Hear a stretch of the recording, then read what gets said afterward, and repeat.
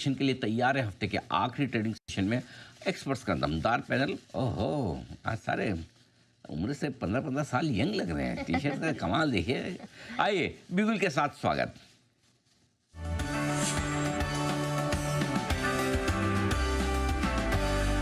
आइए सचिन जी का भी बहुत बहुत स्वागत। गुड मॉर्निंग सर, बताएं pick of the day. Good morning, Anil ji. Good morning, Neha. Good morning to all the panelists. Anil ji, clearly healthcare sector में एक काफी अच्छी सस्टेन तेजी नजर आ रही है।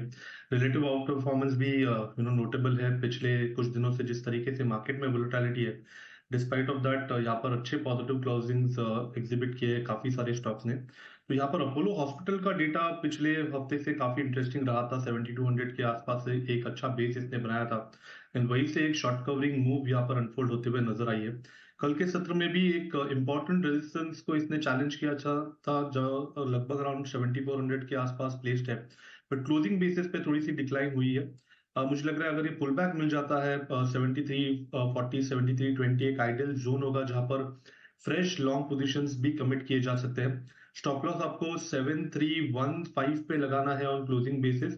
हो सकता है कि 1 से 2 दिनों में एक अच्छा रिबाउंड इस पर्टिकुलर स्टॉक में नजर आए, एंड 7600 के आसपास की ट्रेंड ट्रिजेक्टरी भी अनफोल्ड हो सकती है। तो यहाँ पर डिक्लाइंस पे खरीदारी करने की सलाह होगी अपोलो हॉस्पिटल्स के फ्यूचर्स में। अपोलो हॉस्पिटल्स ये है वो स्टॉक जहां पर खरीदारी करने की राय गिरावट में। आप Sachin ji good morning. Nestle पर आपकी राय जानना चाहूंगी। सिटी तो पॉजिटिव है, 2750 का टारगेट दे रहे हैं। मॉर्गन स्टैनली की थोड़ा अंडरवेट है और उन्होंने टारगेट सीएमपी से भी काफी नीचे का दिया है। आप किस तरफ है, क्या व्यू है नेस्ले पे? Good morning Neha. नेहा, यहाँ पर क्लियरली कोलगेट एंड नेस्ले दोनों में चार्ट स्ट्रक्चर्स काफी वीक है। इनफैक्ट जिस तरीके से एक अटेम्प्ट हो रहा था 2500 के लेवल को निकालने का, वो पर्टिकुलर अटेम्प्ट मुझे लग रहा है फेल हो चुका है। एंड मार्केट में जिस तरीके से वोलेटिलिटी है, मुझे लग रहा है अगर पुल बैक्स मिल जाते हैं तो यहाँ पर 2400 2350 के आसपास फ्रेश शॉर्ट्स भी डिप्लॉय किए जा सकते हैं।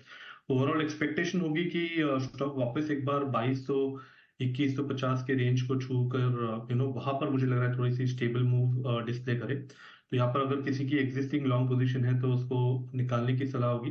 पुल बैक मिलते हैं तो फ्रेश शॉर्ट भी ऐड किए जा सकते हैं 2150 के टारगेट के लिए। शॉर्ट के मौके नेस्ले में, और अगर खरीदारी कर रखी तत्काल प्रभाव से मुनाफा वसूल करके निकले। बिल्कुल, बाजार खुलने के बाद पहला सचिन जी के लिए बीटीएसटी का।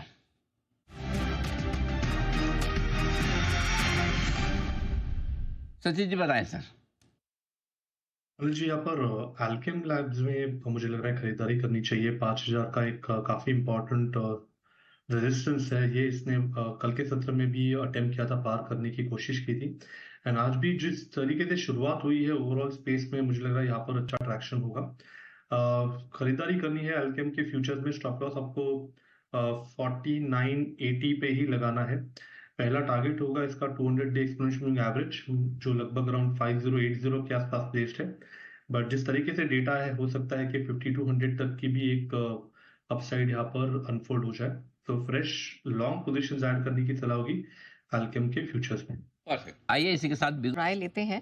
कैनरा बैंक, यहाँ पर हम देख रहे हैं 115 के ऊपर अच्छी स्ट्रेंथ लगातार डे 3 देखने को मिल रही है। If I am not wrong, Mehul ji ने इसी हफ्ते से रेकमेंड भी किया था और आगे भी रखने की राय दी थी। सचिन जी, मैं आपसे कैन बैंक पर राय चाहूंगी। कैनरा बैंक जरा बताएं क्या करना चाहिए इन स्तरों पर। यहाँ पर मोस्टली सारे पीएसयू बैंक्स में डेटा अभी भी काफी पॉजिटिव है, एंड कैन बैंक का अगर हम चार्ट स्ट्रक्चर देखें तो यहाँ पर एक ऑस्किलेटिंग रेंज नजर आ रही है 120 से लेकर से 105 तक की। मुझे लगा इसी पर्टिकुलर रेंज में ये ऑस्किलेट होगा। तो अगर किसी की एग्जिस्टिंग लॉन्ग पोजीशन है तो स्टॉप लॉस मुझे लग रहा है ट्रेल करनी चाहिए ऑन द हायर साइड। 112 के आसपास आपको फिलहाल प्लेस करना है on closing basis, and positions को 118 120 के रेंज में वापस रिव्यू करना है। कैनरा बैंक पर। आइए इसी बीच एक बिगुल सचिन जी के लिए तैयार है बीटीएसटी का।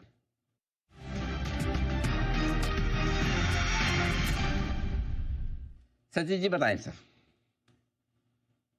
यहाँ पर डिस्क्लोजर होगा कि हमने हमारे क्लाइंट्स को ये रिकमेंडेशन अभी अभी दी है। पीजी इलेक्ट्रोप्लास्ट मुझे लग रहा है यहाँ पर एक अच्छा बेस बन रहा है ऑलरेडी। कुछ अच्छा ट्रैक्शन ब्लू स्टार जैसे काउंटर्स में भी नजर आ रहा है।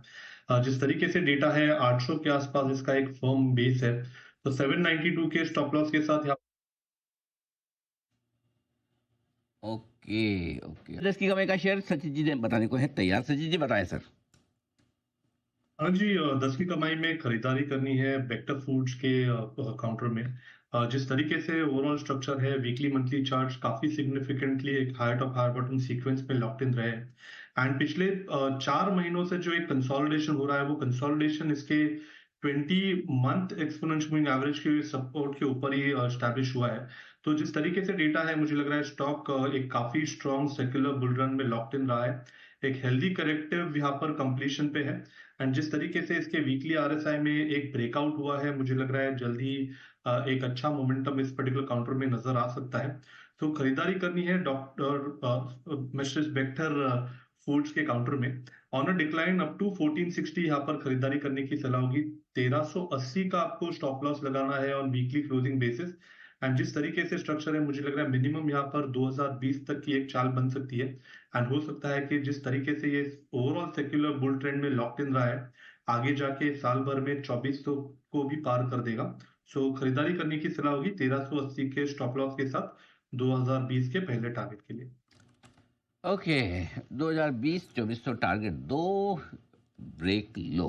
छोटे से ब्रेक के जय जय हिंद। हिंद।